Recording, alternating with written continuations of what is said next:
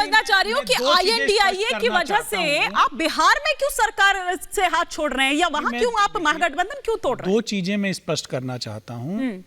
India alliance की तरफ से अभी तक ना तो संयोजक किसी व्यक्ति को पद को फाइनल किया गया है और ना कोई प्रधानमंत्री का प्रत्याशी घोषित है। इसीलिए नहीं किया था राहुल जी ने, इसीलिए नहीं किया था। भाई साहब थोड़ा तसल्ली रख लीजिए, मैं तो बड़ी शांति से सुन रहा हूं। हाँ।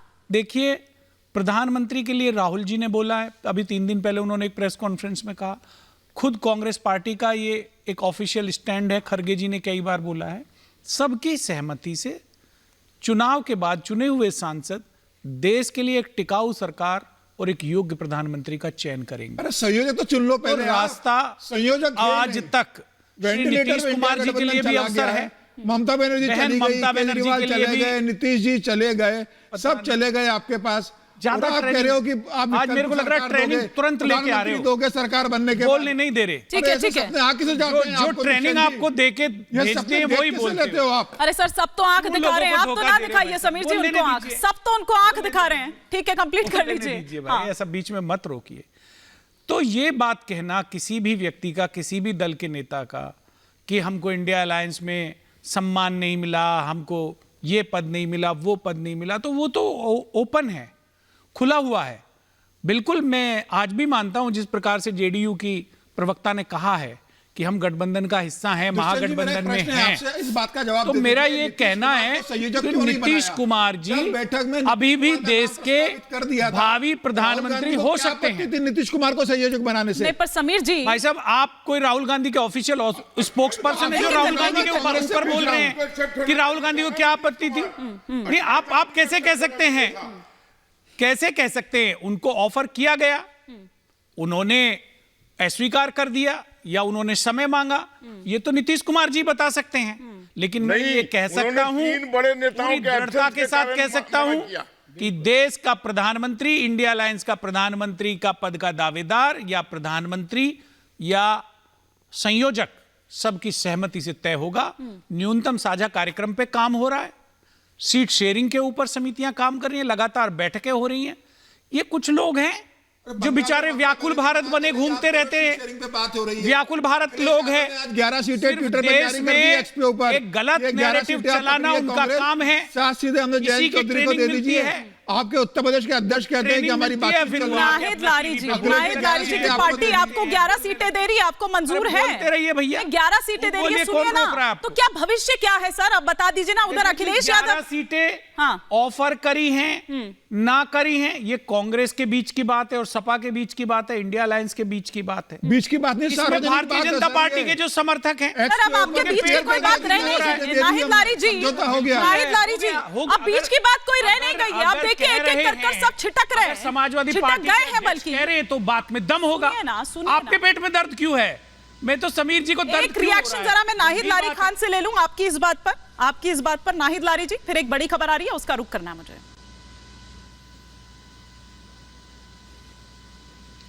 आप सवाल पूछ ले, मुझे आपका सवाल नहीं सुनाई दिया। नाहिद लारी जी, बीच वाली बात तो अब कुछ रह नहीं गई है ना, एक एक कर सब छिटक रहे हैं। अब आपको क्या मौका यहाँ पर दिख रहा है कि हम कांग्रेस को आंख दिखा सकते हैं, आंखें तरेड़ सकते हैं? नहीं, ये सब तो बातें आप लोग मीडिया में चल रही है, ऐसी कोई बात नहीं। इंडिया गठबंधन मजबूत है, लोहा लाट है। और रही बात नीतीश जी की, वो इंडिया गठबंधन में है और हम लोग को उम्मीद है कि आगे भी वो इंडिया गठबंधन। तो पूछ लीजिए कि वो है कि नहीं है। प्रवक्ता ने साफ तौर पे स्थिति स्पष्ट कर दी। मैं आपको बता रही हूँ, अनुप्रिया की बात पे यकीन करेंगे जो यहाँ पैनल में बैठी हुई है। आधे घंटे की बात पे मुझे बोलने का मौका दीजिए। जो यहाँ एक मिनट नाहिद लारी खान को कंप्लीट करने दीजिए, एक बार कंप्लीट करने। मुझे बोलने का मौका दीजिए। अरे मैडम, आप ही को कह रही हूँ, आप कंप्लीट करिए। मैं किसी में इंटरप्ट नहीं करती हूँ। हाँ जी, देखिए, कल आप ही का इंग्लिश चैनल है रिपब्लिक टीवी, उसी पे मैं रात के 8 बजे डिबेट पर थी। तो बल्कि जेडीयू प्रवक्ता भी बैठी थी डिबेट पर, बहुत ही ज्ञानी पत्रकार बैठे थे। वो कह रहे थे बस 3 घंटे का खेल है, बस 3 घंटे में भी स्थिति साफ हो जाएगी। और 3 घंटे के अब 5 साढ़े 5 बज रहा, अभी तक ऐसी कोई बात आई नहीं जो बातें मीडिया में चल। देखिए, आप ये समझिए कि जो आप बात करें गेम ओवर हो गया इंडिया गठबंधन का या झटका लगने वाली बात, बेसिकली गेम ओवर जो हुआ है या झटका लगने की बात समझिए, वो N.D.A को लगा है झटका। गेम ओवर N.D.A का हो रहा है। जाए। क्यों? क्योंकि अभी देखिए राजस्थान उपचुनाव हुआ, वहां पर जो सीएम बने और वहां पर मोदी जी के नाम से वोट मांगा, मंत्री को चुनाव लड़ाया और बुरी तरह से वहां के सिटिंग मंत्री हारे। तो ये स्थिति साफ है ना कि जनमानस ने मोदी जी के चेहरे को नकार दिया राजस्थान में।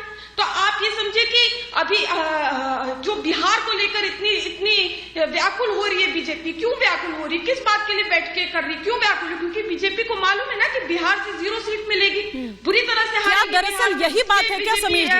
क्योंकि देखिए बड़े राज्य यही थे और दरअसल आरजेडी और कांग्रेस के साथ मिलकर, ठीक है मैम, आप ही की बात को आगे ले जा रही हूँ, और दरअसल इसी को मैनेज, अच्छा ठीक है कंप्लीट कर लीजिए। हाँ नहीं इतनी जल्दी ना नहीं, ये गलत बात है। आपने सबको बहुत मौका दिया हिमानी जी, आपने सबको बहुत मौका दिया, मुझे आप फौरन आपने इंटरप्ट कर दिया। अच्छा मैम पिछले 4 मिनट से तो आप ही बोल रहे हैं।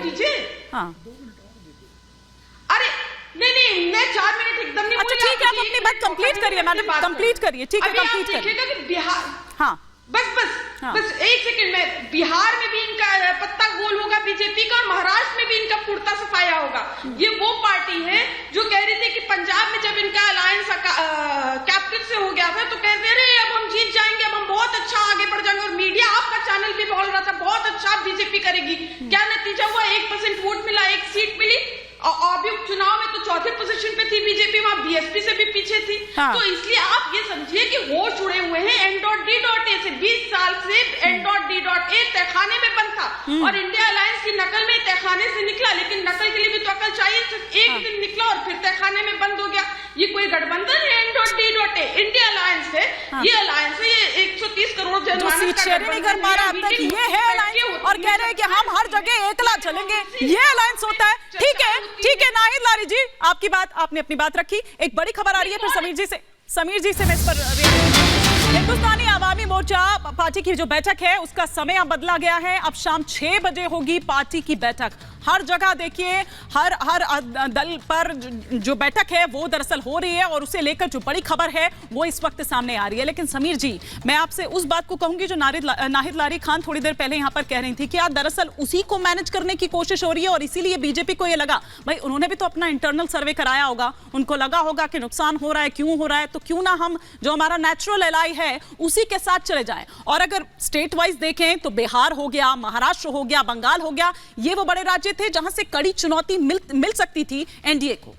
देखिए, भारतीय जनता पार्टी की जहां तक बात है, मुझे लग रहा है भारतीय जनता पार्टी को किसी भी राज्य में किसी भी इंडिया गठबंधन के दल से कोई चुनौती नहीं है।